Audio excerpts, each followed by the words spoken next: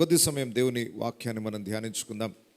పరిశుద్ధ గ్రంథంలో నుండి నిర్గమకాండము 2వ అధ్యాయము 11వ వచనాన్ని చదువుకుందాం. ఆ దినములలో మోషే పెద్దవాడై తన జనుల యొద్దకు పోయి వారి భారములను చూచెను. అప్పుడతడు తన జనులలో ఒక హెబ్రీయుని ఒక ఐగుప్తియుడు కొట్టగా చూచెను. దేవునికి మహిమ కలుగును గాక. మరి మోషే యొక్క చరిత్ర ప్రారంభమవుతుంది. ఇజ్రాయిలీలు ఐగుప్తు దేశంలో బానిసలుగా వెట్టి చాకిరి చేస్తూ ఉండగా, ఆనాడు పరిపాలన చేస్తున్న ఐగుప్తు రాజైన ఫరో యొక్క హృదయ కాఠిన్యాన్ని బట్టి అతని హృదయంలో ఇజ్రాయిల్ పట్ల ఒక వ్యతిరేకమైన భావం ఏర్పడడం ద్వారా వారిని అణిచివేయాలన్న దృక్పథంతో దినదినము వారికి శ్రమ అధికం చేస్తున్న కాలం అది. ఇజ్రాయిల్ బహుగా నలగొట్టబడుతున్న పరిస్థితుల్లో ఉన్నారు. అలాంటి దుస్థితులలో వారిని విమోచించడానికి దేవుడు ఒక నాయకుని ఏర్పాటు చేసుకున్నాడు. మోషే దేవుని చేత ఏర్పాటు చేయబడిన ఒక గొప్ప నాయకుడు. అయితే అతడు ఎలా జన్మించాడు, అతడు జన్మించినప్పుడు పరిస్థితులు ఎలా ఉన్నాయి, దేవుడు ఎంత ఆశ్చర్యరీతిగా ప్రమాదకరమైన పరిస్థితుల గుండా దేవుడు అతన్ని తప్పిస్తూ ఒక నాయకునిగా ఎలా సిద్ధపరిచాడో అవన్నీ మనం ధ్యానించబోచున్నాం. గడిచిన వారము మనం ధ్యానించాం. మోషే పుట్టినప్పుడు పరిస్థితులు ఎంత తీవ్ర స్థాయిలో ఉన్నాయి, మోషే తల్లిదండ్రులు మోషేని కాపాడడానికి ఎన్ని ప్రయత్నాలు చేశారు. ఆ సమయంలో ఎంతోమంది పసిబాలులందరూ కూడా నదిలో పడవేయబడే పరిస్థితి, అప్పుడే పుట్టిన కుమారులందరూ కూడా చంపబడే పరిస్థితి. అలాంటి దుస్థితిలో కూడా ఎంతో కఠినంగా పరిస్థితులు ఉండగా, పరిస్థితులన్నిటిని కూడా అధిగమించి మోషే తల్లిదండ్రులు ఎలా మోషేని 3 నెలలు ఇంట్లో భద్రపరిచి, ఆ తరువాత ఇంట్లో అతన్ని పోషించలేక కాపాడలేక అతన్ని నదిలో ఒక పెట్టెలో ఉంచి ఎలా అమర్చారు, వారిని అతన్ని ఎలా కాపాడుతూ వచ్చారు. ఈ విషయాలన్నీ మనం ధ్యానం చేస్తూ వచ్చాం. అయితే ఈ విషయాలను గురించి మనం ధ్యానం చేస్తున్నప్పుడు కొందరికి ప్రశ్నలు రావచ్చు. ప్రశ్నలు సహజము. బైబిల్ని మనం ఒక కోణంలో ధ్యానం చేస్తుంటే కొందరికి ఇంకొక కోణంలో అర్థమవుతూ ఉంటుంది. తప్పకుండా మన మనసులో రకరకాల ఆలోచనలు మెదులుతూనే ఉంటాయి. ఒకవేళ ఇవి మనకు ఆలోచనలు రాకపోయినా ఈ ప్రశ్నలు వచ్చే వాళ్ళు ఎవరైనా మనని అడిగే అవకాశాలు ఉన్నాయి. కాబట్టి ప్రతి విశ్వాసి తెలుసుకోవలసిన కొన్ని విషయాలని ఈరోజు మీతో పంచుకోవాలని ఆశిస్తూ ఉన్నాను. మనము మోషే కోణంలో ఆలోచిస్తూ దేవుని గొప్పతనాన్ని గురించి ఘనపరుస్తున్నాం. అబ్బా, దేవుడు ఎంత ఆశ్చర్యరీతిగా ఇంత ప్రమాదకరమైన పరిస్థితుల్లో నుండి కూడా మోషేని ఎలా కాపాడుతూ వచ్చాడు అని మోషే మీద మనం దృష్టి పెట్టి దేవుణ్ణి ఘనపరుస్తూ ఉన్నాం. అయితే దానికి ఇంకొక కోణంలో ఆలోచించే అవకాశం ఉంది. ప్రజలు, మీరు మోషేని బట్టి దేవుణ్ణి ఘనపరుస్తున్నారు, కానీ మోషే ఆ బాలుడుగా ఉన్న సమయంలో కొన్ని వందల మంది పసిపిల్లలు నదిలో పడవేయబడుతున్నప్పుడు దేవుడు ఎందుకు మోషేని కాపాడినట్లు వాళ్ళందరినీ కాపాడలేకపోయాడు? నిజంగా దేవుడు సర్వశక్తి గలవాడైతే, అంత ప్రేమ గల దేవుడైతే, మనుషులను కాపాడే ఆపత్కాలంలో ఆదుకొని నమ్మదగిన దేవుడైతే మిగతా ఇజ్రాయిలీల పిల్లల్ని ఎందుకు దేవుడు కాపాడలేదు? మోషేను మాత్రమే కాపాడడాన్ని బట్టి మీరు ఎంతో అతిశయిస్తున్నారు. మరి ఇక్కడ దేవుడు పక్షపాతం చూపించినట్టు కాదా? ఒక్క మోషేని కాపాడడానికి ఇంతమంది పసిపిల్లలందరూ కూడా చనిపోవడానికి దేవుడు ఎందుకు అనుమతినిచ్చాడు? ఆ పసిపిల్లలు ఏం తప్పు చేశారు? ఫరో హృదయ కాఠిన్యాన్ని బట్టి ఆ పసిపిల్లని నదిలో పడేశాడు, కానీ దేవుడు కాపాడొచ్చు కదా, మోషేని కాపాడినట్లు అందరినీ కాపాడొచ్చు కదా. ఈ ప్రశ్న చాలామందికి ఉంటుంది. ఇలాంటి సంఘటనలు బైబిల్లో చాలా ఉన్నాయి. ఉదాహరణకు యోబు యొక్క 10 మంది సంతానాన్ని సాతాను వారి మరణానికి అప్పగించాడు. యోబుని శోధించడానికి యోబు యొక్క 10 మంది పిల్లలు చంపబడాల్సి వచ్చింది. ఆ పిల్లలు చేసిన తప్పేంటి? దేవుడు జోక్యం చేసుకొని ఆ 10 మంది పిల్లల్ని కాపాడొచ్చు కదా. సాతాను ఎన్ని కీడులు తలపెట్టినా దేవుడు జోక్యం చేసుకొని ఆ పిల్లలు చనిపోకుండా కాపాడొచ్చు కదా అనే ప్రశ్న కూడా కొంతమందికి రావచ్చు. యేసు ప్రభు మానవుడిగా ఈ లోకంలో జన్మించినప్పుడు, ఆయన బాలుడుగా జన్మించినప్పుడు జ్ఞానులు వచ్చి హేరోదు రాజుకు చెప్తారు, యూదుల రాజుగా పుట్టినవాడు ఎక్కడున్నాడు? ఆయనకు ఆశ్చర్యం కలుగుతుంది, మా ఇంట్లో ఎవరు పిల్లలు పుట్టలేదు, నేను కాకుండా ఇంకొక రాజు ఎక్కడ పుడతాడు? ఆలోచన చేసినప్పుడు బెత్లెహేములో పుట్టాడని ప్రవచనాల ద్వారా పండితుల ద్వారా తెలుసుకున్నాడు. ఓహో, బెత్లెహేములో ఒక రాజు పుట్టాడట. ఆయన ఎక్కడున్నాడో అడ్రస్ తెలియదు. ఆ రాజు అలాగే పెరిగితే నా రాజ్యానికి అడ్డొస్తాడేమో, నా సింహాసనాన్ని దోచుకుంటాడేమో, నా సింహాసనాన్ని అతడు సంపాదించుకుంటాడేమో అన్న భయము చేత, అభద్రతా భావము చేత 2 సంవత్సరాల లోపు ఉన్న పసిపిల్లలందరినీ చంపించేశాడు. ఒకసారి ఊహించండి, యేసు ప్రభుని తండ్రి అయిన దేవుడు ఆశ్చర్యరీతిగా అక్కడి నుండి తప్పించాడు.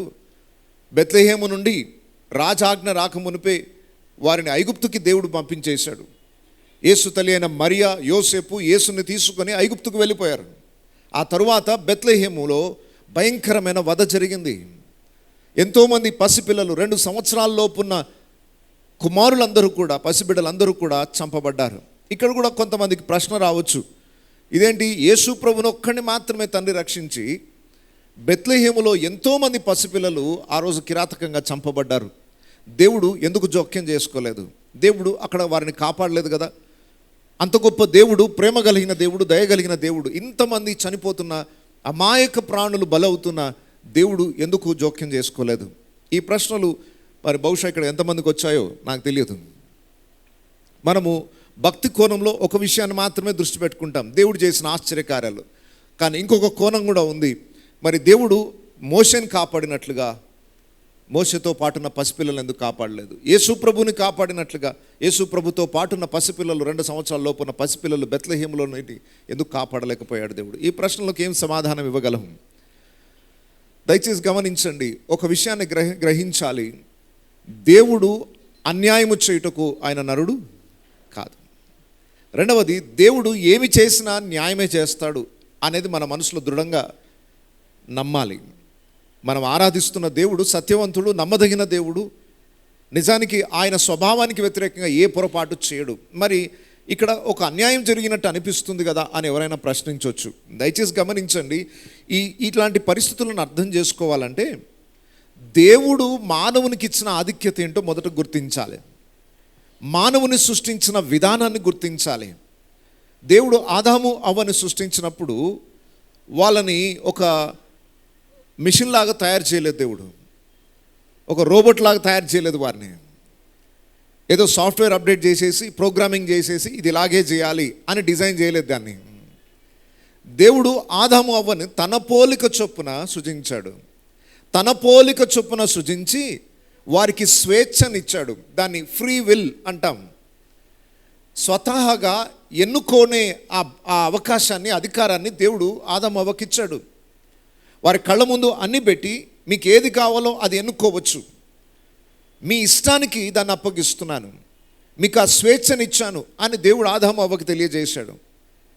ఈ తోటలోని చెట్ల ఫలములన్నీ మీరు భుజింపవచ్చును, కానీ ఆ చెట్టు ఫలం ఒక్కటి భుజించకూడదు. చాయిస్ మీ చేతుల్లో ఉంది, నిర్ణయం మీరు తీసుకోవచ్చు. అంటే మంచి చెడ్డలను ఎన్నుకునే ఆ లక్షణాలు దేవుడు ఆదాము అవ్వకిచ్చాడు. వాళ్ళని ఏదో మిషన్ లాగా తయారు చేయలేదు, రోబోస్ లాగా తయారు చేయలేదు. మనిషికి దేవుడిచ్చిన స్వేచ్ఛని వారు సద్వినియోగం చేసుకొని దేవుని దీవెన పొందుకోవాలని ఆశించాడు. దేవుడు ప్రేమ స్వరూపి కనుక ఆయన మానవులను తన పోలిక చొప్పున సృజించి వారు స్వతహాగా ఇష్టముతో ఆయనని ప్రేమించాలి. తిరిగి ప్రేమ ఎప్పుడు కూడా రెస్పాన్స్ని కోరుకుంటుంది. ఒక వ్యక్తిని నేను ప్రేమించానంటే తిరిగి ఆ వ్యక్తిని నేను కోరుకుంటాను, నేను ప్రేమనే కోరుకుంటాను, లేకపోతే ఆ ప్రేమకు అర్థమే లేదు. ప్రేమ ఎప్పుడు కూడా ప్రతిస్పందన కోరుకుంటుంది. దేవుడు మానవుని సృష్టించినప్పుడు మానవుని నుండి కూడా కోరుకున్నది ఏంటి? ప్రేమనే కోరుకున్నాడు ఆయన. మరి ఆ ప్రేమని ఒక మిషన్ లాగా తయారు చేసి పొందుకుంటే, ఈరోజు ఇలాన్ మస్క్ అనే వ్యక్తి ఒక మనిషిని, మర మనిషిని చేశాడు, రోబోట్ని తయారు చేశాడు. మిషన్ అది నేనేం అడిగితే ప్రశ్నకు జవాబు ఇస్తుంది. ఒక నిజంగా మనిషిలాగా అన్ని పనులు చేసి పెడుతుంది. ఎంత చేసినా ఎగ్జాక్ట్గా ఒక మనిషి చేసినట్టుగా డిజైన్ చేసి, సాఫ్ట్వేర్ ప్రోగ్రామింగ్ చేసి, ఇక ఇది చెయ్యలేదు అనే ప్రసక్తి లేకుండా ఒక రోబోట్ని తయారు చేశాడు. ఎంత తయారు చేసినా దానికి స్వతహాగా ఫీలింగ్స్ అనేవి ఏమి ఉండవు. అది మిషనే, అది ఆర్టిఫిషియల్ ఇంటెలిజెన్స్ అంటారు దాన్ని. మనిషి తయారు చేసిన పరికరాలు యథార్థమైన హృదయంతో మనల్ని ప్రేమించలేవు. దేవుడు మనల్ని అలా తయారు చేయలేదు. ఆర్టిఫిషియల్ ఇంటెలిజెన్స్తో తయారు చేయలేదు, సూపర్ న్యాచురల్ ఇంటెలిజెన్స్తో తయారు చేశాడు దేవుడు మనల్ని. స్వతహాగా ఎన్నుకొని యథార్థమైన హృదయంతో ప్రేమించే ఆ లక్షణమో ఒక మిషన్కు ఉండదు. కానీ దేవుడు మనని సృష్టించిన విధానం వేరు. మంచి చెడులను మన ముందుంచి మంచిని ఎన్నుకొని ఆయన దీవెన పొందుకోవాలన్నది ఆయన ఆశ. రెండూ ముందు పెట్టి దాని రిజల్ట్స్ ఏంటో దేవుడు ముందుగానే చెప్పాడు. ఇదిగో జీవఫల వృక్షం ఉంది, ఈ పండును తింటే మీరు చావనే చావరు. మరొక చెట్టు ఉంది, మంచి చెడ్డలను తెలివినిచ్చే చెట్టు ఉంది, ఈ పండు తిను దినమున నిశ్చయముగా మీరు. ఇప్పుడు రెండు వాళ్ళ ముందు ఉన్నాయి, జీవం ఉంది, మరణం ఉంది. చాయిస్ ఎవరి చేతుల్లో పెట్టాడు? మానవుని చేతుల్లో పెట్టాడు. నువ్వు ఏది అనుకుంటే దాని రిజల్ట్ చూస్తావు. నీ ఇష్టం. దేవుడు అందులో జోక్యం చేసుకోలేదు. ఇప్పుడు ఆదాము ఆ పండును తిని పాపాన్ని కొని తెచ్చుకొని మరణాన్ని కొని తెచ్చుకోవడంలో దేవుని తప్పేమైనా ఉందా? దేవుడు కాపాడొచ్చు కదా, ఆ చెట్టు లేకుండా చేయొచ్చు కదా, అసలు సాతానే లేకుండా చేయొచ్చు కదా. కొన్నిసార్లు మూర్ఖ వాదన చేస్తూ ఉంటాం. బాబు, దేవుడు మనల్ని అలా తయారు చేయలేదు. అలా తయారు చేస్తే ఆదాము తప్పు చేయకుండా దేవుడే అన్ని సెట్టింగ్ చేసేసి ఆ చెట్టును తీసేసి అపవాదు లేకుండా చేసేసి అన్నీ చేసేస్తే ఆదాము యథార్థంగా దేవుని ప్రేమిస్తున్నాడని ఎలా తెలుసు? అది ఒక మిషన్ లాగానే పనిచేసినట్టుగా. ఇంకొక ఉదాహరణ చెప్తాను. ఒక ఆయన ఫుల్గా తాగేసి డ్రైవింగ్ చేస్తూ ఉన్నాడు. రోడ్డు మీద నడుచుకుంటూ వెళ్తున్న ఒక వ్యక్తిని ఢీకొట్టగానే ఆయన చనిపోయాడు. కొంతమందికి ప్రశ్న రావచ్చు, ఆ నడుస్తూ వెళ్తున్న వ్యక్తి ఏం తప్పు చేశాడు? అమాయకుడు కదా. తప్పు చేసింది ఆ తాగుబోతు. అతని పొరపాటును బట్టి దేవుడు అతన్ని శిక్షించాలి, కానీ ఒక అమాయక ప్రాణి బలైపోయింది. దేవుడు అక్కడ కాపాడొచ్చు కదా. ఆ నడుస్తున్న వ్యక్తిని దేవుడు ఆశ్చర్యంగా తప్పించవచ్చు కదా. ఇలాంటి ఆలోచనలు తప్పకుండా ఎప్పుడైనా రావచ్చేమో. గమనించండి. ఒకవేళ దేవుడు తప్పించాడు అనుకోండి, అలా ప్రతిసారి దేవుడు తప్పించుకుంటూ వెళ్తూ ఉన్నాడు అనుకోండి, తాగుబోతులు ఇష్టం వచ్చినట్టు నడిపించినా ఏం కాకుండా దేవుడు కాపాడుతున్నాడు అనుకోండి, అంటే ఒకడు చేస్తున్న పొరపాటును బట్టి ఏం నష్టం లేదు అని అనుకున్నప్పుడు ఇంకేం చేస్తాడు మనిషి? ఇంకా విపరీతమైన తప్పు చేస్తాడు. తప్పు యొక్క రిజల్ట్ అక్కడ కనబడకపోతే మానవుడు ఇంకా చెడిపోవడానికి అవకాశాలు ఉన్నాయి. అయితే మంచి చేసినప్పుడు దాని రిజల్ట్స్ ఎలా ఉంటాయి, చెడు చేసినప్పుడు దాని ప్రతిఫలాలు ఎలా ఉంటాయి, మనిషికి అర్థం కావడానికి దేవుడు జోక్యం చేసుకోడు. మీ చేతుల్లో పెట్టాను జీవము మరణము, ఆశీర్వాదము శాపము. ఏది మీరు ఎన్నుకుంటే దాని రిజల్ట్స్ని అనుభవిస్తారు. ఈ లోకంలో అందరికీ దేవుడు చాయిస్ ఇచ్చాడు. దేవుడు జోక్యం చేసుకోడు దాంట్లో. నీ నిర్ణయమే నీ జీవితం యొక్క ప్రతిఫలాన్ని తీసుకొని వస్తుంది. మరి ఇక్కడ ఫరో తీసుకున్న పొరపాటు నిర్ణయం అది. ఫరో హృదయాన్ని కఠినం చేసుకున్నాడు. నిజానికి ఇజ్రాయిల్ను గురించి ఆయన చింతించాల్సిన అవసరం లేదు. ఇజ్రాయిల్ పట్ల దేవుని ప్రణాళిక ఏంటంటే ఏదో ఒక రోజు ఐగుప్తు దేశాన్ని విడిచిపెట్టి వాళ్ళు వెళ్ళిపోతారు. ఐగుప్తు వారికి స్వాస్థ్యం కాదు. అనవసరంగా వీళ్ళు జనాభా పెరిగిపోతుంది, నా రాజ్యానికి ఎక్కడ నష్టాన్ని కలుగజేస్తారో అని ఆయన పొరపాటు ఆలోచనను బట్టి హృదయాన్ని కఠినం చేసుకొని ఒక రాంగ్ చాయిస్ చేసుకున్నాడు. వీళ్ళని కొద్ది రోజులు సంరక్షించుకొని ప్రేమతో పంపించేస్తే అయిపోయేది. లేదు లేదు, వీరిని కఠినంగా శిక్షించి వీళ్ళని అణిచివేయాలి అన్న ఆలోచన, అంటే రాంగ్ చాయిస్ చేసుకున్నాడు. ఆ రాంగ్ చాయిస్ యొక్క ప్రతిఫలమే ఎంతోమంది అమాయక ప్రాణులు బలి కావడానికి కారణమైంది. దయచేసి ఇక్కడ గమనించండి. ఒకడు మూర్ఖుడు చేసే పనికి ఒక మంచివాడు, ఒక అమాయకుడు బలే అవకాశాలు ఉన్నాయి. వాళ్ళేం తప్పు చేశారు? బెత్లెహేములో ఉన్న పిల్లలు ఏం తప్పు చేశారు? ఐగుప్తులో ఉన్న ఇజ్రాయిల్లో పిల్లలేం, పసిపిల్లలు ఏం తప్పు చేశారంటే ఏం తప్పు చేయలేదు. కానీ ఒక మానవుడు చేసే పొరపాటు, ఒక మానవుడు తీసుకునే తప్పు నిర్ణయము ఎంతోమంది అమాయకుల ప్రాణాన్ని బలి తీస్తుంది. దీంట్లో దేవుని తప్పేమీ లేదు. మళ్ళీ చెప్తున్నాను, వినండి దయచేసి. అంతమంది పసిపిల్లలు చనిపోవడానికి దేవుడు కారకుడు కాదు. ఇక్కడ ఫరో తీసుకున్న కఠిన నిర్ణయమే ఎంతోమంది అమాయకుల ప్రాణాలను బలిగొన్నది. అక్కడ హేరోదు రాజు తీసుకున్న తప్పు నిర్ణయమే బెత్లెహేములో ఉన్న అనేక మంది పసిపిల్లలని బలిగొనడానికి కారణమైంది. మరి దేవుడు ఎందుకు జోక్యం చేసుకోలేదు అని ఎవరైనా ప్రశ్న అడిగితే మళ్ళీ అదే సమాధానం. దేవుడు జోక్యం చేసుకున్నట్లయితే మళ్ళీ మనిషిని మిషన్ లాగా తయారు చేసినట్టే. దేవుడు రిజల్ట్స్ని మనిషికి అప్పగించేశాడు. మీరు అనొచ్చు, అలా రిజల్ట్స్ అప్పగిస్తే మరి అమాయకులు బలవుతున్నారు కదా అంటే అవుతారు. మరి మానవుడు చేసే ఒక్క తప్పు నిర్ణయానికి తనతో పాటు ఎంతోమంది అమాయక ప్రాణులు బలవుతారు. అయితే ప్రతి పరిస్థితిని కూడా చివరికి ముగింపు దేవుడు దీవెనకరంగా మలచడంలో ఆయన గొప్ప దేవుడు. ఇప్పుడు మన పరిస్థితి చాలా విషాదకరంగా అనిపించవచ్చు. ఎందుకు దేవుడు జోక్యం చేసుకోలేదు, చేసుకుంటే బాగుండు, ఇలా కాపాడితే బాగుండు, ఇలాంటి పరిస్థితి జరగకుండా దేవుడు చేస్తే బాగుండు అని మనము ఇప్పుడున్న టెంపరీ సిచ్యువేషన్ చూస్తే ఆలోచన చేస్తాం. కానీ దేవుడు భవిష్యత్ జ్ఞానం ఎరిగినవాడు. కొన్ని నష్టాలను అనుమతినిచ్చిన చివరికి దేవుడు ముగింపు ఆశీర్వాదకరంగా చేయగలిగిన దేవుడు. సో దేవునికి ముగింపు తెలుసు.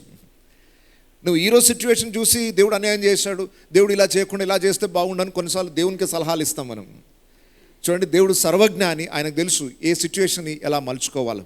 ఇంతమంది పసిపిల్లలు చనిపోయినంత మాత్రాన వారు ఏం నష్టపోయేది లేదు. ఎందుకంటే ఇక్కడ చనిపోయిన వాళ్ళందరూ ఎక్కడికి వెళ్తున్నారు? దేవుని రాజ్యానికి కదా వెళ్ళేది. ఇప్పుడు చెప్పండి, దేవుని కోణంలో ఆలోచించండి.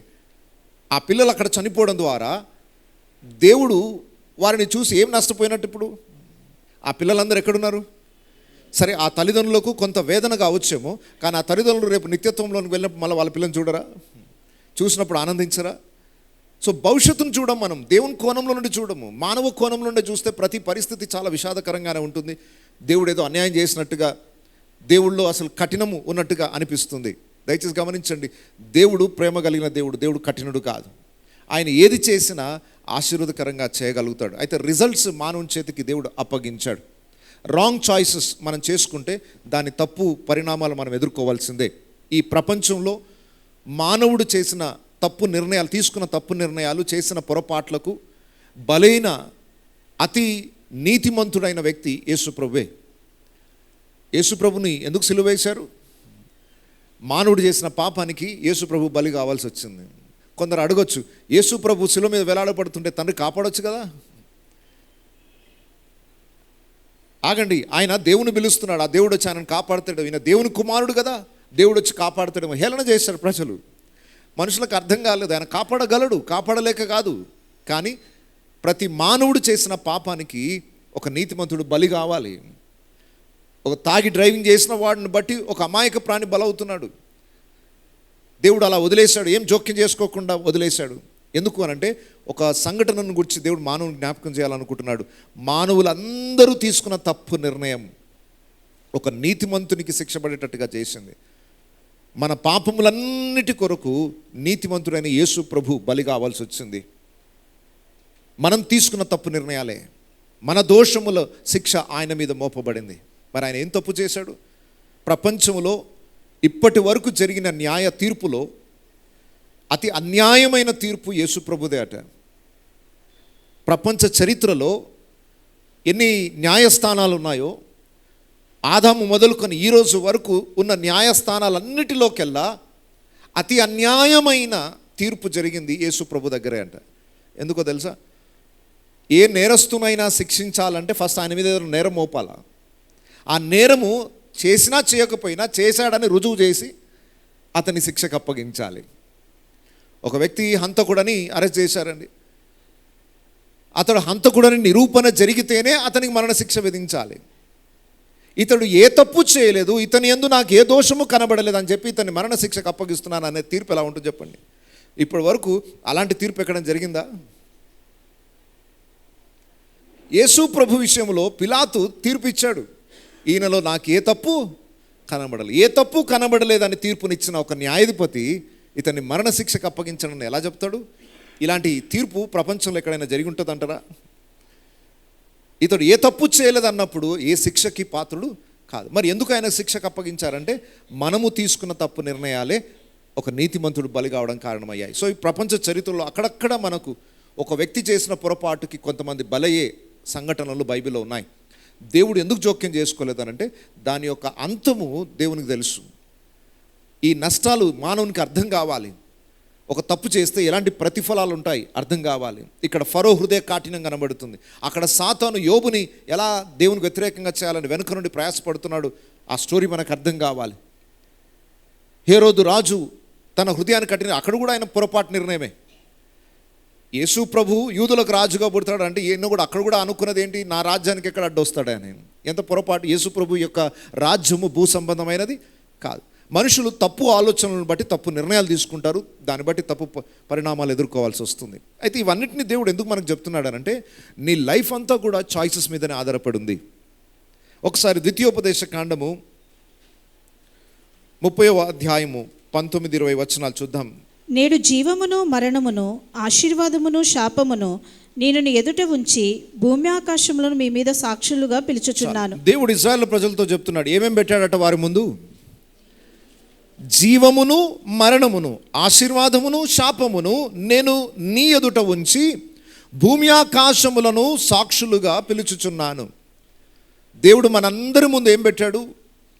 జీవము మరణము, ఆశీర్వాదము శాపము. ఏ నిర్ణయం తీసుకుంటే దాని రిజల్ట్ వస్తుంది. 20వ వచనం చూడండి.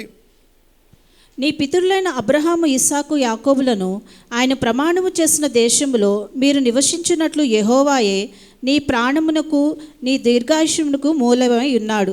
కాబట్టి నీవును నీ సంతానమును బ్రతుకుచు నీ ప్రాణమునకు మూలమైన నీ దేవుడైన యెహోవాని ప్రేమించి ఆయన వాక్యముని విని ఆయన్ని హత్తుకొనున్నట్లు జీవమును కోరుకొనుడి. చాలు, రెండు పెట్టి ఏం కోరుకోమని చెప్తున్నాడు? జీవం కోరుకోండి. ఇంకా ఆయన తప్పేంటి చెప్పండి?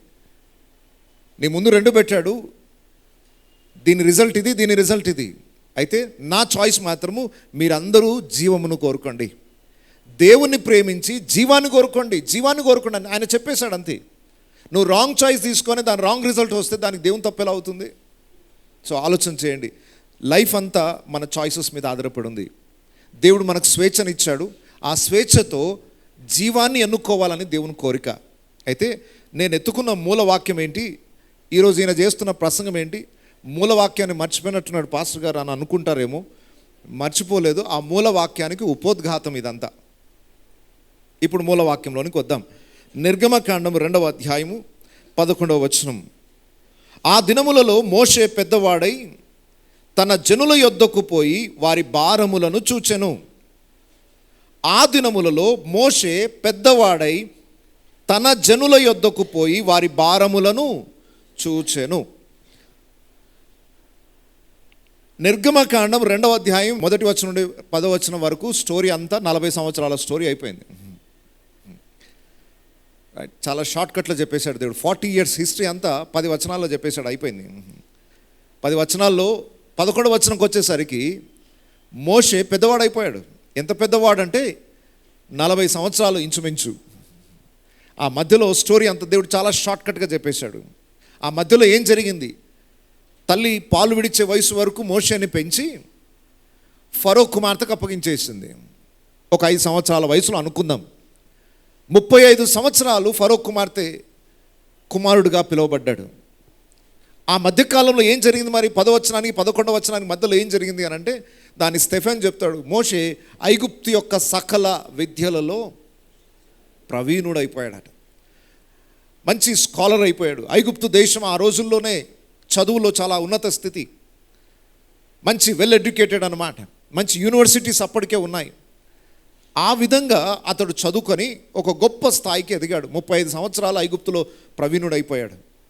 అయితే ఆయన పెద్దవాడైనప్పుడు ఆయన చేసిన పనిని గురించి ఇక్కడ రాయబడింది. తన జనుల యొద్దకు పోయి వారి భారములను చూచెను.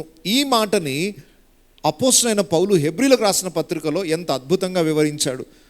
మరి ఇదైతే నేను ధ్యానిస్తూ చాలా ఆనందించాను.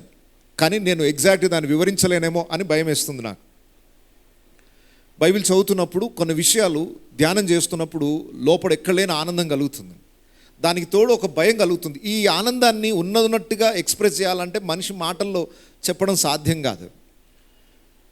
అయినా ప్రయత్నం అయితే చేస్తాను.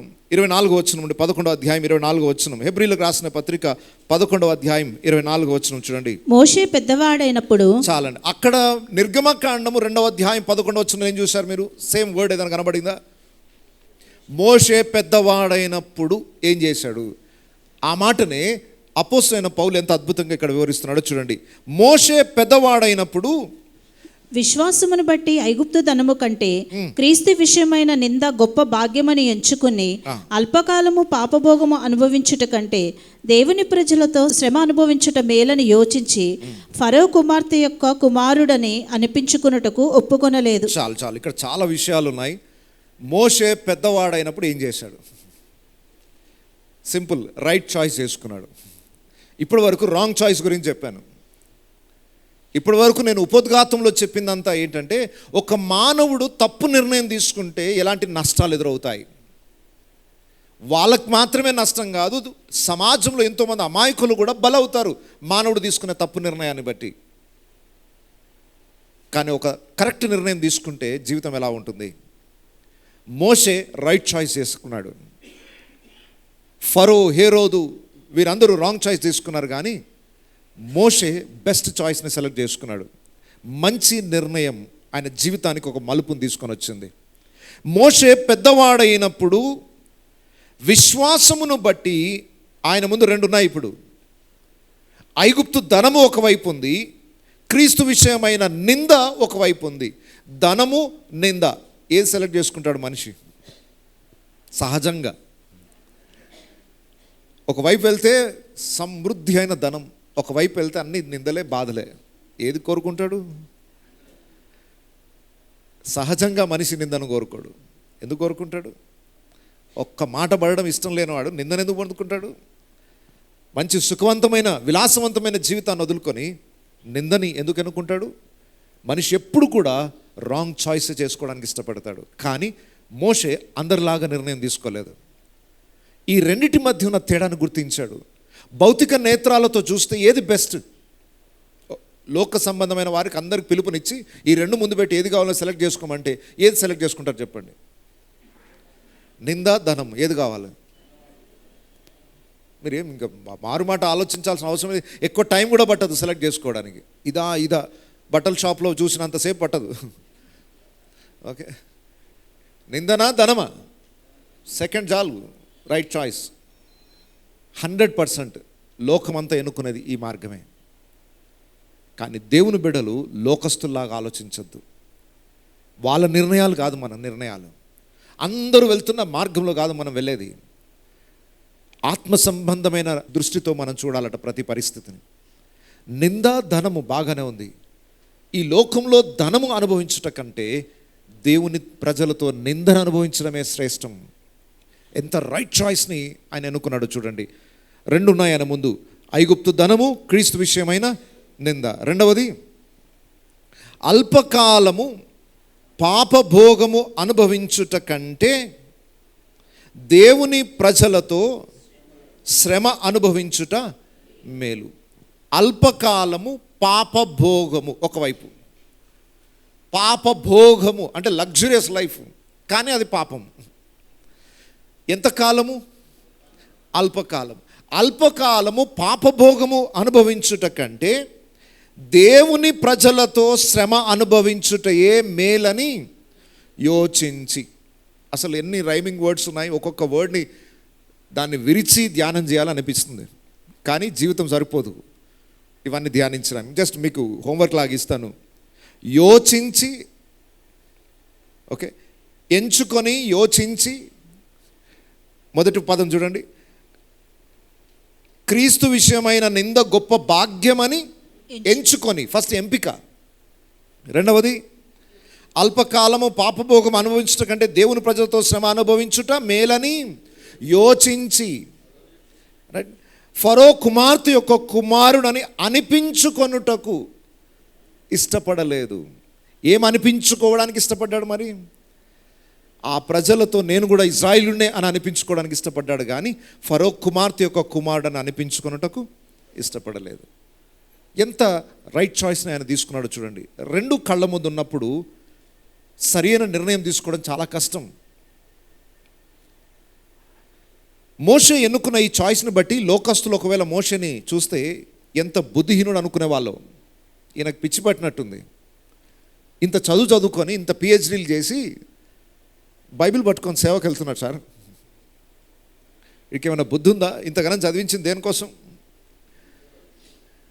ఏదో పై స్థాయికి ఎదిగి దేవుని కొరకు ఏదో ఈ లోకంలో ఏదో తల్లిదండ్రులను సంతోష పెడతాడేమో, సమాజాన్ని ఉద్ధరిస్తాడో అనుకున్నాం. తీరా వీడు బైబిల్ పట్టుకొని సేవకంటూ వెళ్తున్నాడు. ఈరోజు ఎంతమంది సేవకులను గురించి అలా మాట్లాడుకునే వాళ్ళు లేరు? లోకం దృష్టికి ఇది వెరితనం. కానీ మోషే ఎన్నుకున్న ఆ ఎన్నుక చాలా అద్భుతమైనది. ఒకసారి ఊహించండి. ఇక్కడ నాకు ఇంకొక ఆశ్చర్యం కలగజేసింది, మరి మీరు గమనించారో లేదో తెలియదు. మళ్ళా చూడండి 24వ వచనం. మోషే పెద్దవాడైనప్పుడు విశ్వాసమును బట్టి ఐగుప్తు ధనము కంటే క్రీస్తు విషయమైన నింద గొప్ప భాగ్యమని ఎంచుకుని. రెండు విషయాలు ఆయన ముందున్నాయి. ఏమేమి ఉన్నాయి ఒక్కసారి చెప్పండి. ఐగుప్తు ధనము ఒకవైపు, ఇంకొకటి ఏంటి? మళ్ళీ చెప్పండి, మరొక్కసారి చెప్పండి. క్రీస్తు విషయమైన. మోషేకి ఎవరు తెలుసు? మోషేకి ఎవరు తెలుసు? క్రీస్తు విషయమైన నింద అది అనుకున్నాడట. క్రీస్తు ఎక్కడి నుండి వచ్చాడు? అక్కడ పాత నిబంధనలో క్రీస్తున్నాడా లేడా? ఈ మధ్యకాలంలో చాలామంది విమర్శిస్తున్నారు, మీ యేసుప్రభు వచ్చి 2000 సంవత్సరాలు అయింది సార్, మీ దేవుడు 2000 సంవత్సరాల చరిత్రనే. వాళ్ళకి అర్థం కాలేదు, మానవుడిగా వచ్చి 2000 సంవత్సరాలు అయింది కానీ ఆయన అంతకు మునుపు లేడా? నేను అబ్రహాము కంటే ముందున్నవాడని, మోషే కంటే గొప్పవాడిని, సొలొమోను కంటే గొప్పవాడిని, యోనా కంటే గొప్పవాడిని అని అన్నీ చెప్పుకుంటూ వచ్చిన వ్యక్తి. అసలు భూమి పుట్టక ముందుకే ఉన్నానయ్యా నేను అని చెప్పాడు ఆయన. మనుషులకు అర్థం కావట్లేదు. మోషే ఎవరిని చూశాడు అక్కడ? యేసును చూశాడు అన్నమాట. యేసు ప్రభు భూమి మీదకి వచ్చిన తర్వాత కొందరికి ప్రత్యక్షం అయితే, పాత నిబంధనలోని ప్రతి భక్తుడు యేసు ప్రభుని చూశాడు. యేసు ప్రభు అన్నాడు, అబ్రహాము నన్ను చూడదలిచాడు, నన్ను చూసి చాలా సంతోషించాడు. అంటే అబ్రహాం కూడా ఎవరిని చూశాడు? క్రీస్తుని చూశాడు. పాత నిబంధనలోని భక్తులందరూ యేసుని చూశారండి. క్రీస్తు విషయమైన అంటే మోషేకి యేసు ప్రభు బాగా పరిచయం. నిన్నటి రోజు నాకెవరు వాట్సాప్లో ఒక మెసేజ్ పెట్టారు. పాపం ఆయనకి ఎక్కడ దొరికిందో నెంబర్ నాకు తెలియదు కానీ ఇంత పెద్ద మెసేజ్ పెట్టాడు. ఏంటంటే ఛాలెంజ్ విసురుతున్నాడు. క్రీస్తు విరోధులు, ఓకే, ఇంకా వాళ్ళ పేర్లు ఏం చెప్పను కానీ చాలా పేరుగాంచిన వ్యక్తుల పేర్లు ఉన్నాయి అక్కడ. వాళ్ళ ఛానల్లో నుండి మెసేజ్ వచ్చింది. సవాల్ విసురుతున్నారు. ఏంటి అని అంటే, పాత నిబంధనలో యేసు అన్న పేరు ఎక్కడుందో చూపించండి. మేము మా టీం అంతా కూడా ఏదైతే ఇప్పుడు క్రైస్తవ్యానికి వ్యతిరేకంగా మేము పోరాడుతున్నామో, మా టీం అంతా కూడా మారు మనసు పొంది మేము బాప్తిజం తీసుకొని మీ చర్చకు వచ్చేస్తాం. ఏం చూపించాలంట? పాత నిబంధనలో యేసు అనే పేరు చూపించండి, మేమందరం యేసు ప్రభువుని నమ్ముకుంటాం. అదొకటి చూపిస్తే నమ్ముకుంటారా? ఎంత అజ్ఞానం అది. దానివల్ల నీకు వచ్చిన లాభం ఏంటి? యేసు అనే పేరు కనబడితే నమ్ముకుంటావా? యేసు ఎవరో తెలుసుకోకుండా యేసు అనే పేరుంటే చాలా, సరే ఆ పేరు చూపిస్తే నమ్ముకుంటాం, లేకపోతే చూపించలేకపోతే పూర్తిగా క్రైస్తవ్యం నాశనం చేసేదాకా మీకు వ్యతిరేకంగా మేము పోరాడతాం అని ఇంత పెద్ద లవ్ మెసేజ్ పెట్టాడు. నాకు నవ్వుకున్నాను అంతే. ఇక రెస్పాండ్ కావాలంటే నా చిలిపి పిల్ల చేష్టలు చేస్తున్నట్టే ఉంది అది. బేసిక్ బైబిల్ కోర్సులో మూల పాఠాలు నేర్పించేటప్పుడే చెప్పాం, యేసు అంటే ఎవరు, అసలు ఎక్కడి నుండి వచ్చాడు ఆయన, ఇది ఎవరు. యేసును గుర్చిన విషయం బేసిక్ బైబిల్ కోర్సులో 4వ పాఠం యేసు క్రీస్తు అనే లెసన్లో గత 25 ఏళ్ల నుండి చెప్పుకుంటూ వస్తున్నాను ఆన్సర్లు. పాపం తెలియదు వాళ్ళకి, బైబిల్ ఎప్పుడు చదివిన వాళ్ళు కాదు. ఇంతకు యేసు అన్న పేరు పాత నిబంధనలు ఉందా? ఇతనికి యేసు అన్న పేరు పెట్టుదురు అని అక్కడ స్టార్ట్ అయింది. యేసు అన్న పేరు కొత్త నిబంధన. ఎందుకు యేసు అన్న పేరు అక్కడ స్టార్ట్ అయింది? బేసిక్ బైబిల్ కోర్స్ వచ్చిన వారికి అందరికీ తెలుసు, కానీ తెలియని వాళ్ళ కొరకు ఇది జ్ఞాపకం చేస్తాం. ఎందుకంటే ఇప్పుడు ప్రస్తుతం ట్రెండింగ్ క్వశ్చన్ ఇది. ఈ మధ్య యూట్యూబ్ ఛానల్లో క్రీస్తు విరోధులు సవాల్ చేస్తున్నారు, యేసు అన్న పేరు పాత నిబంధనలు ఎక్కడుందో చూపించి సవాల్ చేస్తున్నారు. ఒకవేళ బహుశా మీకు అలాంటి సవాళ్ళు ఎవరైనా ఎదుర్కొంటారేమో అని దానికి సమాధానం చెప్తున్నాను. గమనించండి, బేసిక్ బైబిల్ కోర్సులో ఆల్రెడీ చెప్పాను, అయినా మీ కొరకు మళ్ళీ జ్ఞాపకం చేస్తున్నాను. యేసు అన్న పేరు హెబ్రీ భాషలో యెషూవా, దాన్నే యెహోషువా అని కూడా పిలుస్తారు. యేసు అన్న పేరు హెబ్రీ భాషలో యెషూవా అంటే యెహోవా రక్షకుడు అని అర్థం. ఇప్పుడు యేసు అన్న పేరులో ఏం పేరు ఇమిడి ఉంది? యెహోవా. యా అనే పదం యెహోవా అనే దానికి షార్ట్ ఫామ్. యెహోషువా, అసలు యేసు అన్న పదము హెబ్రీ భాషలో యెహోషువా అంటే యెహోవా రక్షకుడు అని అర్థం. యేసు ప్రభు పుట్టేటప్పుడు ఆయనకి ఈ పేరు పెట్టబడును అని ఎందుకన్నారో తెలుసా? యెహోవా అన్న పేరు పాత నిబంధన నుండి ఉంది. కానీ ఆ యెహోవా ఏ కార్యం నిమిత్తం భూమి మీదకి వచ్చాడో ఆయన ట్యాగ్ అక్కడ పెడుతున్నాడు. ఈయన రక్షకుడు, రక్షించడానికి వచ్చాడు. యేసు అనగా రక్షకుడు అనే టైటిల్ని యెహోవా అన్న నామానికి జత చేశారు. జాగ్రత్తగా వినండి. యెహోవా నిస్సి అంటున్నాం అంటే అర్థం ఏంటి? దేవుడు జయమునిచ్చువాడు, యెహోవా ధ్వజము అని అర్థము. యెహోవా రాఫా అంటున్నాం అంటే అర్థం ఏంటి? యెహోవా అన్న నామానికి ఆయన ఏం పని చేస్తాడో ఆయన గుణలక్షణం అక్కడ రాస్తున్నాం. యెహోవా రాఫా అంటే స్వస్థపరచువాడు అని. అలాగే ఈ భూమి మీదకి రక్షకుడుగా వచ్చాడు కనుక ఈ యెహోవా రక్షకుడు అనే ప్రత్యక్షత కొత్త నిబంధన ప్రజలకు అందజేశాడు. మరలా వినండి, యేసు అన్న పేరుకి దాని లోపల 2 పదాలు ఉన్నాయి. యెహోవా రక్షకుడు అని అర్థం. అర్థమైందా? ఇప్పుడు యేసు అన్న పేరులో ఏం పేరు ఇమిడి ఉంది? యెహోవా అన్న పేరు. మరి పాత నిబంధనలో యెహోవా అన్న పేరు లేదా? పాత నిబంధనలో యెహోషువ అన్న పేరు లేదా? మరి ఇప్పుడు యేసు అన్న పేరు చూపించాలి, అదే లాంగ్వేజ్లో కాదు.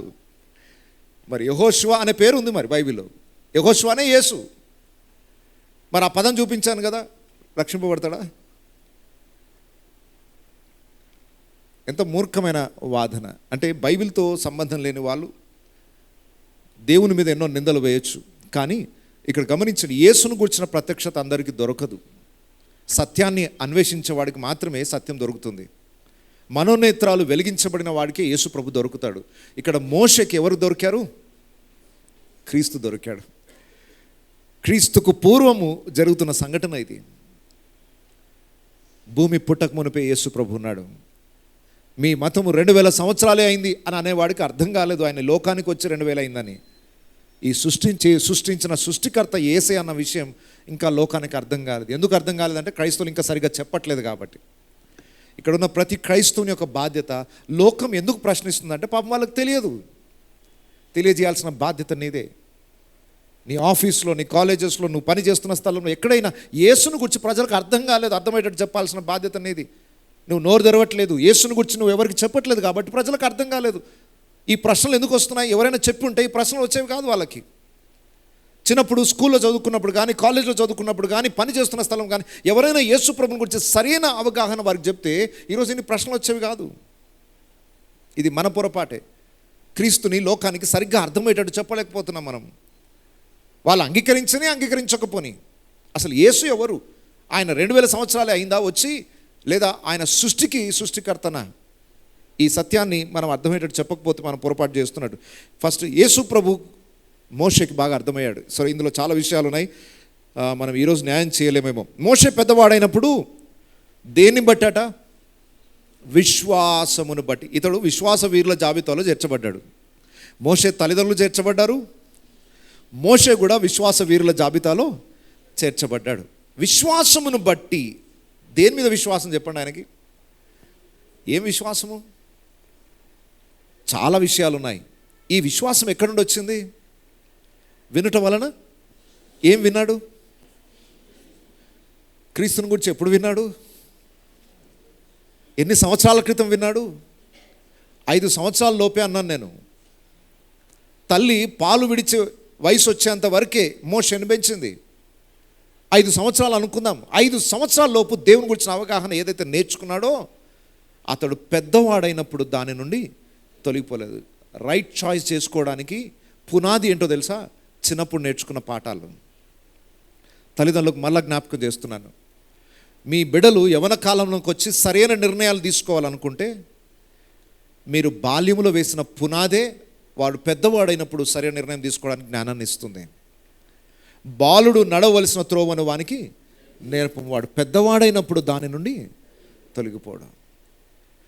ఏం చాయిస్ చేసుకోవాలి అని మోషేకి ఎలా తెలిసింది? 35 years ఐగుప్తు దేశంలో మంచి సుఖవంతమైన విలాసవంతమైన జీవితాన్ని జీవించాడు. 35 సంవత్సరాలు జీవించిన చాయిస్ తీసుకునే సమయానికి వచ్చేసరికి ఐగుప్తు నాకు అక్కర్లేదు, ఈ ధనం నాకు అక్కర్లేదు, ఆ ప్రజలతో నింద అనుభవించడమే శ్రేష్టం. ఇంత బెస్ట్ చాయిస్ తీసుకోవడానికి ఏం కారణమైంది? ఆ విశ్వాసం ఎక్కడి నుండి వచ్చింది? చిన్నప్పుడు తల్లి వేసిన విత్తనాలే అతని లోపల విశ్వాసాన్ని కలుగజేశాయి. విశ్వాసం అన్నిటికంటే గొప్పదండి.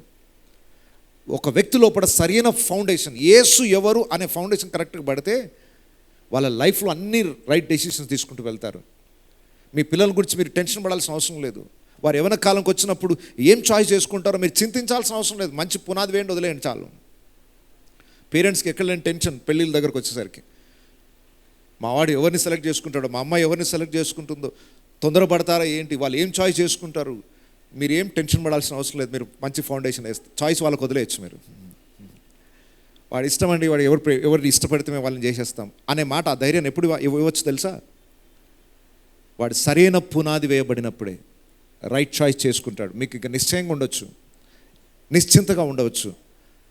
పిల్లలకి ఫ్యూచర్లో ఏం నిర్ణయాలు తీసుకోవాలో ప్రతిదీ మీరు చెప్పలేరు, వాళ్ళే ఎన్నుకోవాలి. కాలేజ్కి రాగానే సబ్జెక్ట్స్ ఎన్నుకోవాలి. ఇక పేరెంట్స్ ఇన్వాల్వ్మెంట్ ఉండదు. ఒక స్టేజ్ వరకు మనం చెప్తాం, అరే ఈ సబ్జెక్ట్ తీసుకో, ఈ గ్రూప్ తీసుకో, ఈ కాలేజ్ తీసుకో. ఆ తర్వాత వాళ్ళ డెసిషన్స్ తీసుకోవాలి. ఏ కాలేజ్కి వెళ్ళాలి, ఏం సబ్జెక్ట్స్ తీసుకోవాలి, ఏ గ్రూప్లో ఉండాలి, ఇవన్నీ వాళ్ళే డిసైడ్ చేసుకోవాలి. సో వాళ్ళు రైట్ చాయిస్ చేసుకోవాలనుకుంటే దేవుని సహాయం వారికి కావాలి. దేవునితో వారికి పరిచయం లేకపోతే వాళ్ళు తీసుకునే ప్రతి చాయిస్ రాంగ్ చాయిస్ అవుతుంది. స్పిరిచువల్గానే కాదు, భౌతికంగా కూడా ఎక్కడైనా నిర్ణయాలు తీసుకోవాలంటే వారి విశ్వాసం చాలా ప్రాముఖ్యమైంది. దేని మీద విశ్వాసం? నీకు దేవుని మీద ఉన్న విశ్వాసమే నీ ఫ్యూచర్ని అంతా కూడా నడిపిస్తుంది, రైట్ చాయిస్ చేసుకోవడానికి కారణమవుతుంది. సరే, ఇక్కడ మోషే తీసుకున్న రైట్ చాయిస్ ఫస్ట్ రెండు ఉన్నాయి. ఒకవైపు ఐగుప్తు ధనము, మరోవైపు క్రీస్తు విషయమైన నింద. ఒకసారి ఊహించండి, ధనవంతుడు లాజరు స్టోరీకి వెళ్దాం. నేను ధనవంతుని యొక్క తమ్ముణ్ణి అని చెప్పుకోవడం కన్నా దీన దరిద్రుడైన లాజర్ పక్కన కూర్చొని ఈ లాజర్ మా అన్న అని చెప్పుకోవడం గ్రేట్. ఒకసారి ఇమాజిన్ చేసుకోండి, ఇండియాలోనే లేదా ప్రపంచంలోనే కుబేరుని యొక్క సహోదరుని సార్ నేను అని అతనితో పాటు భోజన బల్ల మీద కూర్చొని రాజవైభవాన్ని అనుభవించడం కన్నా కృపులతో కుక్కల నాకుతూ ఉండగా చెత్తకుండి దగ్గర కూర్చొని ఉన్న లాజరి పక్కన కూర్చొని ఈయన మా అన్న అని చెప్పుకోవడమే గొప్ప. అసలు ఎవరు ఎన్నుకుంటారు అలాంటిది? మోషే ఎన్నుకునే ఎంపిక అలాంటిది. అల్పకాలము పాపభోగము అనుభవించుట కంటే ఈ పాపభోగం అంతటిని ఎలా పోలుస్తున్నాడు? అల్పకాలం. మనిషి ప్రాకులాడేదంతా దేనికోసం? ఇప్పుడు ఆ కొద్ది కాలం ఎంజాయ్మెంట్ కోసం ప్రాకులాడుతున్నాడు.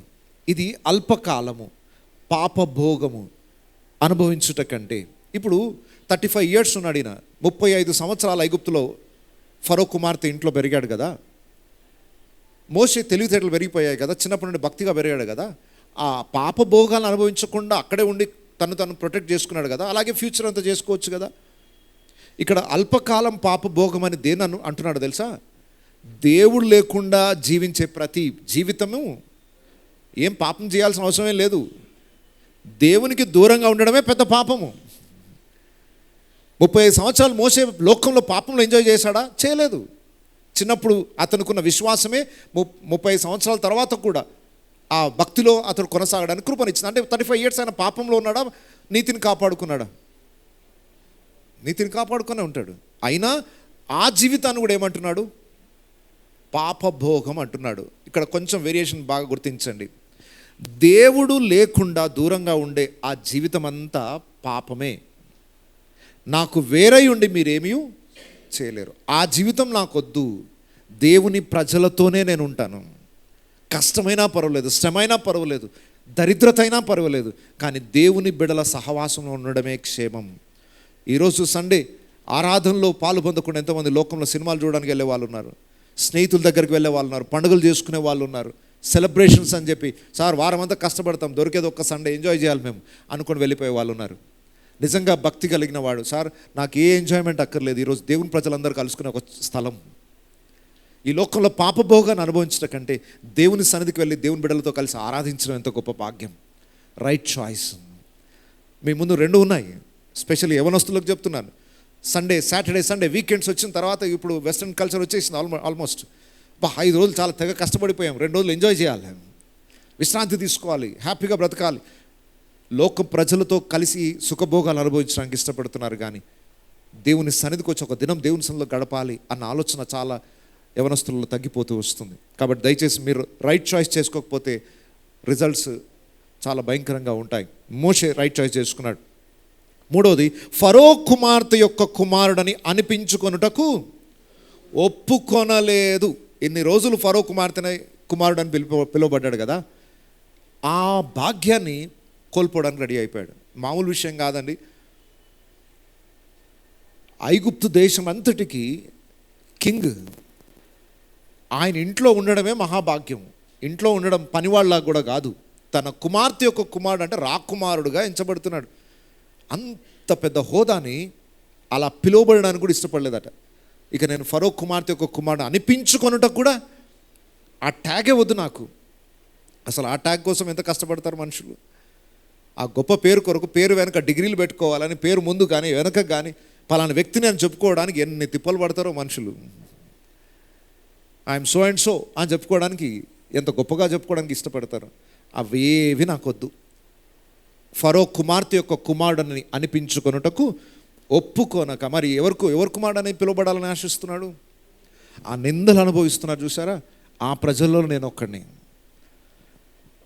ఈ లోకంలో దేవుడు లేకుండా వచ్చే ఘనత నాకు అక్కర్లేదు. దేవుని కలిగి ఉండే అవమానం నిందైనా పర్వాలేదు. నీ ముందు రెండు ఉన్నాయి. దేవుని కాదనుకుంటే లోకంలో చాలా ఉంది. సాతాను యేసుప్రభుని శోధించాడు. నాకు ఒక్కసారి మొక్కితే ఈ లోకంలో ఉన్నదంతా, అబ్బా ఎంత పెద్ద ఆఫరు, లోకంలో ఉన్న ఘనత మహిమ అంతా నీకు ఇచ్చేస్తా, జస్ట్ నా కాలు మొక్కితే చాలు. ఈరోజు లోకంలో అనేక మంది మొక్కేస్తున్నారు సాతాను కాళ్ళు. ఎందుకంటే ఈ లోక వైభవం కావాలి, గొప్పతనాన్ని కావాలి, లోక పాపభోగం కావాలి. మోషే వాటన్నిటినీ వద్దనుకున్నాడు. ఫరో కుమార్తె యొక్క కుమారుడని అనిపించుకున్నట్టు గొప్ప భాగ్యం అది. దాన్ని వదిలేసుకున్నాడు. దేవుని ప్రజలతోనే శ్రమ అనుభవించడం, శ్రమ అయినా నిందైనా దేవుని ప్రజలతో ఉండడమే క్షేమం. ఆ గుంపులో ఉండడమే క్షేమం. ఎందుకంటే ఈ గుంపే రేపు పరలోక రాజ్యంలో క్రీస్తుతో పాటు ఉండబోతుంది. క్రీస్తు సంఘము, క్రీస్తు సంఘ వధువు అని పిలువబడబోతుంది. ఎన్ని ఇబ్బందులు వచ్చినా ఈ గుంపులో నేను ఉండాలి. ఈరోజు దయచేసి గుర్తుపెట్టుకోండి, బయట ఎన్ని సుఖ సౌఖ్యాల విలాసవంతమైన జీవితాలు ఉన్నా నీ లైఫ్లో కోరుకోవాల్సింది ఏంటంటే దేవుని ప్రజలతో ఉండడమే క్షేమం, దేవుని సంఘ సహవాసంతో ఉండడమే క్షేమం. ఇది కష్టమైన, ఇబ్బంది అయినా, శ్రమ అయినా, నిందైన, అవమానమైన, ఈరోజు సమాజం అంతా క్రైస్తవ్యాన్ని వ్యతిరేకించినా ఆ వ్యతిరేకించబడే గుంపులోనే నేను ఉంటాను.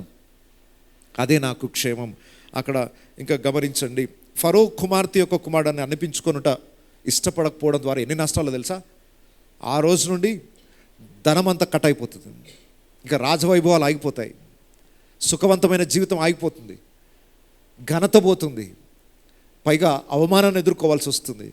చూస్తున్న వాళ్ళందరూ నన్ను పిచ్చోడు అంటారు. ఇంత గొప్ప ఆధిక్యత ఎవరికి దొరకదు. లేక నీకు అదృష్టవశాత్తు దొరికింది, మామూలుగా దొరికిందా? అది చంపబడాల్సిన వ్యక్తివి ఈరోజు రాజవైభవంలో అనుభవిస్తున్నావు. ఇంత గొప్ప భాగ్యాన్ని, ఇంత గొప్ప ఆపర్చునిటీని పోగొట్టుకుంటావా అని ఎంత ప్రజలు తిట్టిపోసి ఉంటారు. అవన్నీ లెక్క చేయలేదు. కొంతమంది మోషే మీద సెంటిమెంట్ డైలాగ్స్ కూడా వేసి ఉండొచ్చు. ఎంత నమ్మక ద్రోహం చేసావురా నువ్వు, చావాల్సిన నిన్ను కన్న తల్లిలాగా దగ్గరుండి చూసుకుంది ఫరో కుమార్తె. 35 సంవత్సరాలు ఆమె కుమారులాగా పెంచుకుంటే ఆమెను కాదని వెళ్ళిపోతావా? అబ్బా, ఈ సెంటిమెంట్ డైలాగ్ ఎట్లుంటుంది చెప్పండి. కరెక్టే కదా. మోషే ప్లేస్లో మీరుండి ఆలోచించండి. ఎవరైనా ఈ డైలాగ్ అన్నారు అనుకోండి, 35 సంవత్సరాలు కన్న తల్లి కన్నా ఎక్కువ నిన్ను చూసుకుంది, ఎంత వైభవాన్ని నీకు ఇచ్చింది, నీకు ఎన్నిక లేదు అసలు, అయినా ఎన్నుకొని 30 సంవత్సరాలు నిన్ను పెంచితే ఆమెను కాదని వెళ్ళిపోతావా? ఈమె నా తల్లి కాదని చెప్పి వెళ్ళిపోతావా? ఆమె కుమారుడిని అనిపించుకోవడానికి ఇష్టపడవా? ఎంత నమ్మక ద్రోహం ఇది, ఎంత కృతజ్ఞత లేని జీవితం ఇది. మోషే నువ్వు తప్పు చేస్తున్నావు అని ఎవరైనా అంటే మోషే ప్లేస్లో మీరుంటే ఏం నిర్ణయం తీసుకునేవాళ్ళు? యేసుప్రభు అన్నాడు, నా నిమిత్తము అన్నదమ్ములనైనాను, అక్కజనులనైనా, తల్లిదండ్రులనైనాను విడిచిపెట్టని వాడు నన్ను వెంబడించడానికి యోగ్యుడు కాదు. ఇక్కడ మోషే చేసిన పని అదే. వాళ్ళ మీద అభిమానం లేక కాదు, కానీ ఒక సమయం వస్తుంది, యేసు కావాలా, లోకం కావాలా, ఎంత బెస్ట్ పర్సన్ అయినా కావచ్చు, ఎంత నువ్వంటే ఇష్టపడే వ్యక్తి అయినా కావచ్చు, ఒక సమయం వస్తుంది యేసు కావాలనుకున్నప్పుడు కొందరు వదులుకోవాల్సి వస్తుంది. ఇది చాలా కష్టమైన పని. కన్న ప్రేమ కన్నా పెంచిన ప్రేమ ఎక్కువ అంటారు. మరి అనుభవం ఉన్న వాళ్ళకి తెలుస్తుంది. కన్న ప్రేమ కన్నా పెంచిన ప్రేమ ఎక్కువ. మోషేని కన్న తల్లి ఒకరైతే పెంచిన తల్లి ఇంకొకరు. మరి ఎవరికి ఎక్కువ ప్రేమ ఉంటుంది? ఇప్పుడు సహజంగా పెంచిన ప్రేమ ఉంటుందట. దాన్ని కూడా కాదనుకొని రావడం అంత సులభమైన పని అనుకుంటున్నారా? ఫరో కుమార్తె యొక్క కుమారుడనని అనిపించుకొనుటకు ఒప్పుకోలేదంటే ఎంత స్ట్రాంగ్ డెసిషన్ ఇది. చాలా కఠినమైన డెసిషన్. లోపల ప్రాణాన్ని చంపుకొని చేయాల్సిన నిర్ణయం ఇది. నేను ఇక్కడ కూర్చున్న వాళ్ళందరినీ అడుగుతున్నాను, దేవుని కోసం మీరు తీసుకున్న నిర్ణయాలు ఏంటో చెప్పండి. దేవుని కోసం మీరు చేసిన త్యాగాలు ఏంటో చెప్పండి. మీ జీవితంలో రైట్ చాయిస్ చేసుకునేటప్పుడు ఏం వదులుకున్నారు చెప్పండి. ఏది వదులుకోవడానికి మీ ప్రాణం విలువలాడింది? జీవితంలో అన్నీ ఇష్టం వచ్చినాయి అన్నీ సెలెక్ట్ చేసుకుంటున్నా ఉన్నాం, వెళ్ళిపోతూనే ఉన్నాం. వివేచన శక్తి కోల్పోతున్నాం మనం. ఏది కరెక్ట్, ఏది రాంగ్, ఏది సెలెక్ట్ చేసుకుంటే ఏది నష్టపోవాల్సి వస్తుంది, మనం వీటన్నిటిని కూడా మర్చిపోతున్నాం. కాబట్టి ఒకవైపు లోకంలో రాంగ్ చాయిసెస్ చేసుకొని వాళ్ళు నష్టపోయి సమాజాన్ని నష్టపరుస్తున్నారు. కానీ ఒకవైపు భక్తులు సరైన నిర్ణయాలు తీసుకొని ఆ సమయం వరకు వారికి శ్రమ, వేదన, నింద రావచ్చేమో కానీ వారు ఆశీర్వాద కారకులు అవుతున్నారు. ఒకరు నష్టానికి కారకులైతే ఒకరు ఆశీర్వాదానికి కారకులు అవుతున్నారు. నీ జీవితంలో నువ్వు ఏం నిర్ణయాలు తీసుకుంటున్నావు? ప్రతిరోజు మనం తీసుకునే చాయిసెస్ మీదనే లైఫ్ ఆధారపడింది. పొద్దునే అలారం అవుతుంది, చాయిస్ నీ చేతిలో ఉంది. అలారం ఆపేసి పడుకోవచ్చు, వెంటనే లేచి నీ దినచర్య ప్రారంభించవచ్చు. చాయిస్. అలారం ఆఫ్ చేసి పడుకుంటే ఏం జరుగుతుందో నీకు తెలుసు. ఓకే, బలవంతంగా లేచి నిర్ణయం తీసుకొని వెంటనే ఫ్రెష్ అప్ అయిపోయి నీ పనులు ప్రారంభిస్తే లైఫ్ ఎట్లుంటుందో నీకు తెలుసు. చాయిస్. 5 నిమిషాలు అనుకొని పడుకొని ఆ రోజు బస్సు మిస్ అయిపోయో, ఆ రోజు కాలేజ్ మిస్ అయిపోయో, ఆ రోజు డ్యూటీ మిస్ అయిపోయో ఎన్ని నష్టాలు అనుభవించిన సందర్భాలు ఉన్నాయి. చాయిస్ నీ చేతిలో ఉంది. పొద్దున్న లేస్తే చాయిస్ తోటే లైఫ్ అంతా. ఏం తినాలి, ఏం బట్టలు వేసుకోవాలి, ప్రతిదీ చాయిస్ తోటే. ఎక్కడికి వెళ్ళాలి, ఎక్కడికి వెళ్ళొద్దు, ఏం ఆలోచించాలి, ఏం ఆలోచించకూడదు, ప్రతి అడుగున నువ్వు నిర్ణయాలు తీసుకోవాలి. కాబట్టి ఏ నిర్ణయం తీసుకోవాలన్నా నువ్వు దేవునితో సహవాసం కలిగి ఉంటేనే రైట్ చాయిస్ చేయగలుగుతావు. విశ్వాసంలో బలంగా ఉంటేనే విశ్వాస సంబంధమైన నిర్ణయాలు తీసుకోగలుగుతావు. మోషే పెద్దవాడైనప్పుడు రైట్ చాయిస్ చేసుకున్నాడు. ఈరోజు ఇక్కడ మనం తీసుకునే నిర్ణయాల గురించి ఒకసారి ఆలోచించండి. నువ్వు తీసుకుంటున్న నిర్ణయాలు సరైనవేనా? నువ్వు వేస్తున్న అడుగులు, ప్రతి అడుగు కరెక్ట్ ప్లేస్లో వేస్తున్నావా? విశ్వాసం ద్వారా నీ జీవితం కొనసాగుతుందా, లేదా లోకమంతా నడిచే విధానం నడుస్తున్నావా? లోకం చూసే దృష్టితో చూస్తున్నావా, దేవుని వైపు నుండి ఆ దృష్టి, ఆ విజన్ని చూస్తున్నావా, ఆ డైరెక్షన్ని నువ్వు చూడగలుగుతున్నావా? దేవుని కోణంలో, ఆత్మ సంబంధమైన కోణంలో చూస్తేనే జీవితాన్ని బాగా కట్టుకోగలుగుతావు. అదే అపోస్తలుడైన పౌలు అన్నాడు, వెలిచూపు వలన కాక విశ్వాసం వలన మేము నడుచుకొనిచున్నాం. ఈ చూపుతో చూస్తే అన్ని బెస్టే అనుకుంటాడు. లోతు సెలెక్ట్ చేసుకున్నాడు. ఆయన కన్నులెత్తి చూడగానే సొదొమ గొమొర్రా కనబడిందట. ఎంత బ్యూటిఫుల్ సిటీలాగా కనబడిందంటే ఇది యెహోవా తోటలాగా, ఏదెన్ తోటలాగా కనబడ్డదట ఆయనకి. ఈ కళ్ళతో చూస్తే సొదొమ గొమొర్రా ఏదెన్ తోటలాగా ఉంటుంది. కానీ అబ్రహాము కళ్ళతో చూస్తే పర్లేదు, దానికి ఆపోజిట్ చూసుకుంటాను నేను. Right choice, wrong choice, results ఏంటో మీకు తెలుసు. లోతు అనుకున్నాడు, నేను బెస్ట్ చాయిస్ చేసుకున్నా, ఫస్ట్ ఆపర్చునిటీ నాకే వచ్చింది. అబ్రహాం గారు చాయిస్ నాకే ఇచ్చాడు. ఒక్కసారి ఊహించండి, ఒకవేళ లోతు ఆపోజిట్ సెలెక్ట్ చేసుకుంటే అబ్రహాం ఏది సెలెక్ట్ చేసుకోవాల్సి వచ్చేది? అబ్రహాం ఒక మాట, నువ్వు లెఫ్ట్కి వెళ్తే నేను రైట్కి వెళ్తాను. ఒకవేళ లోతు ఆ రోజు లెఫ్ట్కి వెళ్తే అబ్రహాం ఏది సెలెక్ట్ చేసుకోవాల్సి వచ్చేది? అప్పుడు ఎవరు సేఫ్ జోన్లో ఉండేవాళ్ళు? ఒక రాంగ్ చాయిస్ జీవితం అంతా నష్టపరిచింది. అసలు నాకు విచిత్రం అనిపిస్తుంది, లోతు అబ్రహాం ఎందుకు సపరేట్ అయ్యారు చెప్పండి? ఈయన మంద కాపర్లు, ఈ మంద, వాళ్ళ మందలు ఎక్కువైపోయాయి కనుక ఒక చోట 2 మందలు ఉండడం సాధ్యం. దాన్ని బట్టి కాపర్ల గొడవలు అవుతున్నాయి. అంత గొప్ప మంద లోతు దగ్గర ఉందన్నమాట. ఇప్పుడు అంతమంది పనివారు ఉన్నారన్నమాట.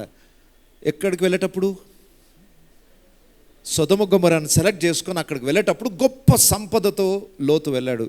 బయటకు వచ్చేటప్పుడు